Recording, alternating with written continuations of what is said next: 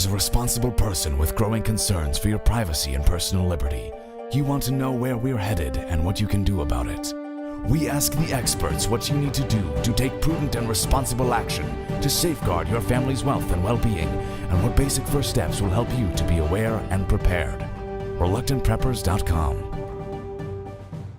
Welcome back, Reluctant Preppers. We have a returning guest tonight. Mike Rivero, founder of WRH, or WhatReallyHappened.com, is here with us on Reluctant Preppers again to tell us what's going on behind the story that we'll get from the mainstream media. Mike, thanks for joining us again on Reluctant Preppers. Thank you for having me again. A little over a year ago, we had you on and talked about Obama's scorecard for preppers, and we examined area after area, both militarily, economically, politically, socially, etc., through the effects on freedom and livelihood of an Obama presidency, and even health and well-being. Now we're at the end of Obama's presidency, and we have President-elect Trump about to take the reins. We'd want to get one more chance for you to weigh in on the net effects to people who are liberty and freedom-minded, who want to protect their wealth and well-being. What is the legacy of the Obama presidency for ordinary people, and what can we have to look forward to and anticipate a Trump presidency will bring to our liberty and our life and well-being? So if you're game for that, could you plunge on in and give us your walkthrough of what the legacy is for ordinary people for our life, liberty, and wealth and well-being from an Obama presidency? Well, the legacy is lingering on from Obama. As of today, there was a change in the rules regarding online surveillance, where a single warrant issued by a single judge now authorizes the FBI to hack into computers all across the country and around the world without the judge even knowing where it's going to happen. So it's basically a fishing license to go on out and violate people's privacy. Interestingly enough, the corporate media is already out there trying to spin that this is an artifact of the Trump era, even though obviously Donald Trump had nothing to do with these rules. And he is still not president and can't have an impact on any of these things. But as far as the Obama legacy, it's going to take a while to undo a lot of the damage that's been done. One of the areas I think we all need to be paying attention to is that Donald Trump is inheriting a very fragile and unstable economy. In a lot of ways, it's very much like President Herbert Hoover, who inherited a badly damaged, weak economy, which led to the Depression of the 1930s. And history sort of blames Herbert Hoover for the Depression of the 1930s, but Hoover didn't create the Depression. It was created for him by his predecessors, by Wall Street and the banks. And in evaluating what's going on with the economy, it's hard to see any real solutions available to Donald Trump to deal with this mess of out-of-control debt, out-of-control speculation. We do know that they're looking at overturning Dodd-Frank and trying to rein in the Wall Street banks from some of the out-of-control speculation. I have a family member who's actually involved in the government regulatory agencies, and they're already making preparations to go back to Glass-Steagall. With regard to banking, once Trump takes office, it's pretty much presumed that that's going to come back. And that would be a good thing to deal with the control of banks gambling with their customers' money. But there's a lot of other issues out there, and I don't envy Donald Trump the job. I think in the economic sense, our nation is at worse risk than when Obama took office, and how much and what Donald Trump can do about it is very much an unknown. So in terms of having your wealth under your own control, that still applies. Having physical silver, physical gold under your control. We're seeing this push all around the world, not just in the United States, to try and outlaw cash, to take away our freedom to have our own wealth in our own pockets to spend as we see fit. They've already started shutting down cash, withdrawing it from circulation in India. They almost locked up the economy there. We're starting to see other countries trying to push in that direction. And the goal is basically that you are not allowed to have your own wealth anymore. It'll be handled for you by a bank to make you dependent on the banks. to not only track all your financial transactions, but to allow them to be taxed and for the bank to charge fees, and most importantly, to make it impossible for anybody to go to a bank that's on the verge of collapse and say, I want my savings account back, because all they'll say is all we can do is move it to another bank. And there was a change in the law passed by Congress, I think 3 Novembers ago, where bank savings account customers are now redefined legally as unsecured investors in the bank, meaning savings account holders can lose their money when the bank gets into trouble. And that is alarming a lot of people. Plus, we have this growing trend of negative interest rates, which once they can get to a cashless society, they can make those negative interest rates as negative as they want, and there's not anything that anybody can do about it. So obviously having your wealth in silver and gold is a good idea, except that, and I did predict this was going to happen, the cashless society cannot work as long as there's any other means of wealth storage, wealth preservation.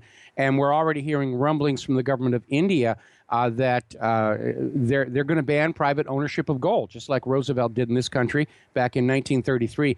And that's going to cause some serious ripples because India is a major consumer of gold at the consumer level.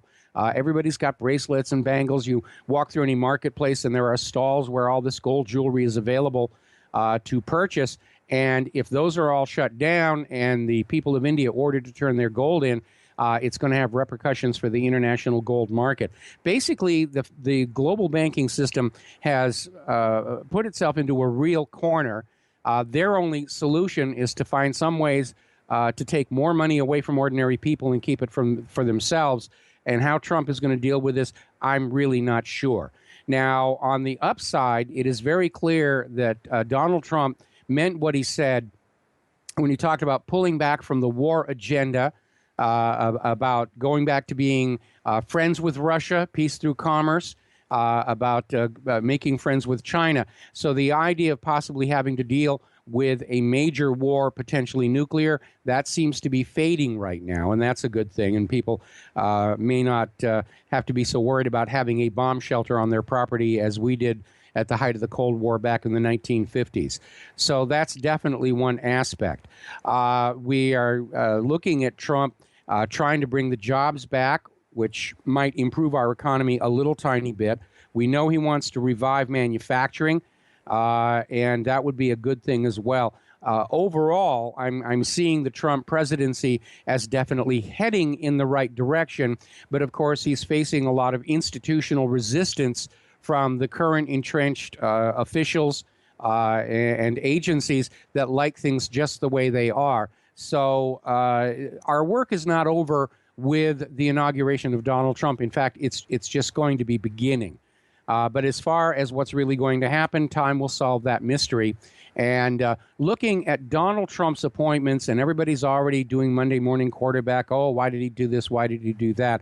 There is a clear pattern in that Donald Trump is not picking his cabinet appointments in terms of ideologies. He's looking for competency, and he's picking up people who are very, very good at what they do. He's holding over one of the Obama federal prosecutors who was looking into the Clinton Foundation. So Trump may be intending to move forward with that investigation as well. Now, you mentioned some of Trump's policies that people are trying to look forward to. There was an article that came out today talking about how the U.S. debt has passed $19.9 trillion and expected to pass $20 trillion in February and 20.15 by the end of next year. In your view, will a Trump presidency likely increase the rate of the growth of the U.S. debt, or do you think that will be offset by business developments and tax revenues that will forestall that?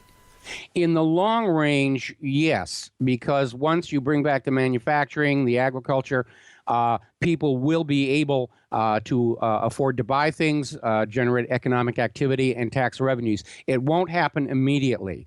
What will happen will be a repeat of what happened when Ronald Reagan was president and he signed this huge tax cut into law, and everybody was screaming, oh, the government will starve, the government will starve. But the economy took off because all of a sudden people had more money to work with, to invest with, to start businesses with, and the net result for tax revenues was an increase. But most politicians don't seem able to look at that. Their attitude is, we want our money now, and taxes are the easiest way to get it. And certainly we've been taxed to the edge of economic paralysis at this point. So I think what's going to happen is Trump is going to have to go back to Franklin Roosevelt. I think he is going to run up the debt in his first year considerably, but he's going to be putting that money into infrastructure development, reviving manufacturing. He's not going to be spending it on war, which like his predecessors have been doing. Trillion here, trillion there, and soon you're talking some real money. So nothing is going to happen overnight. There are going to be no miracles. Anybody who thinks that Donald Trump is going to get into the White House and magically change everything immediately all by himself, you're living in a dream world. We're all going to be working with him. We're going to have to stand shoulder to shoulder with Trump. We're going to have to start glaring through the windows of those offices of the senators and the representatives and remind them they're supposed to be working for us, not for Israel, not for Monsanto, not for Big Pharma, not for Wall Street, and send them a clear, unequivocal message that if they don't remember who they're really supposed to be taking care of, then we will do to them next election what we just did to Hillary this election. And that is now a credible threat, because Trump's election victory sent shockwaves through the establishment. They were absolutely convinced they had a lock on who was going to be the president and who was going to set policy, and they didn't need to worry about the future for themselves. Now, all of a sudden, they're realizing they're vulnerable. The corporate media is panicking. They're losing audience share to the independent media.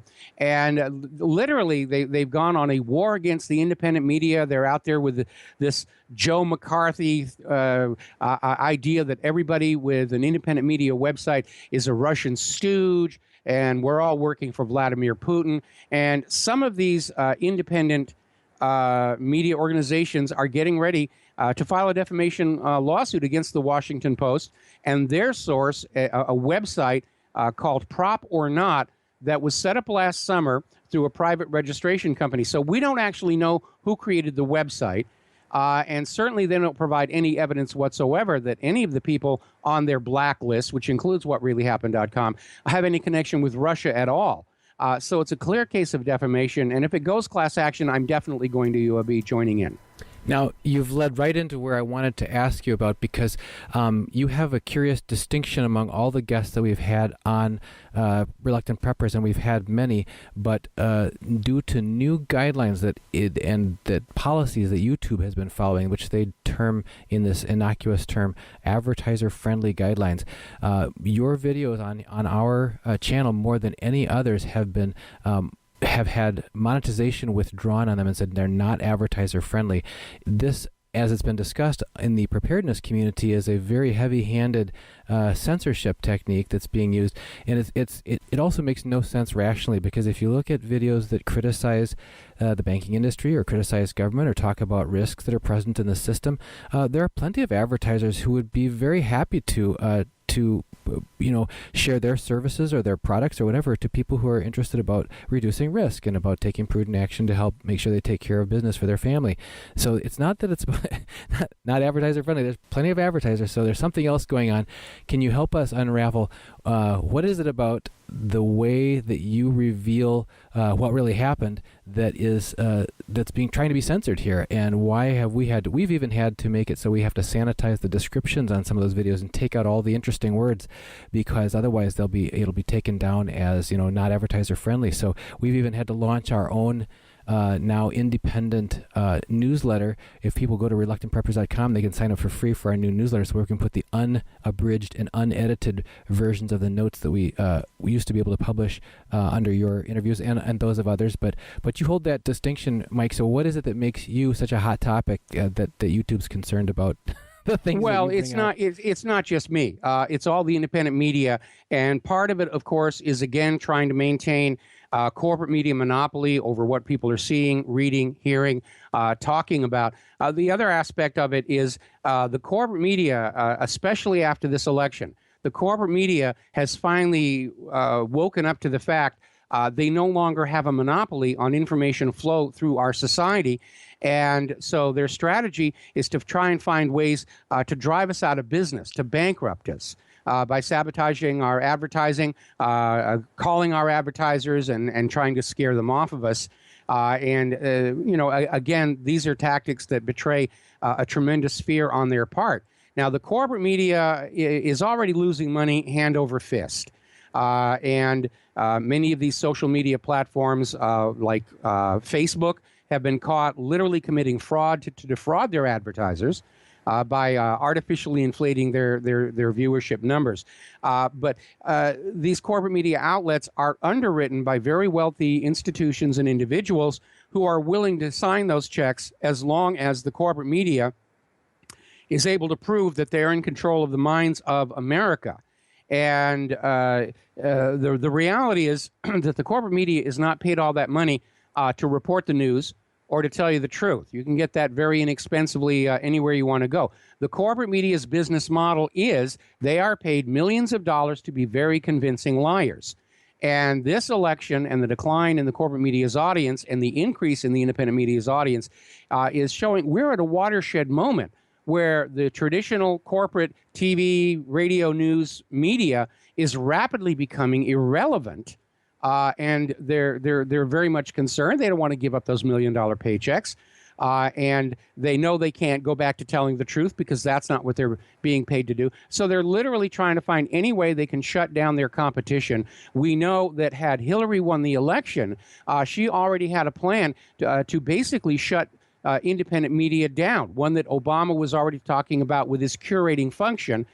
To basically say nobody is allowed to post any kind of news or opinion on the internet without a government license the way the corporate media operates.